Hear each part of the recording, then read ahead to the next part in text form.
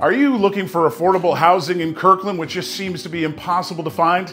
If so, I've got the home to tell you about today. Hi, I'm Tony Meyer with Windermere Real Estate. We are in the Juanita area, just at the base of Finn Hill, and we're going to be taking a look at a tri-level home that's 1,580 square feet with 3 bedrooms, 1.5 baths on a 7,695 square foot lot at the back of a little cul-de-sac. It's a great location. The home has got some fabulous features. Check out this big vaulted ceiling, updated kitchen. We've got brand new carpet.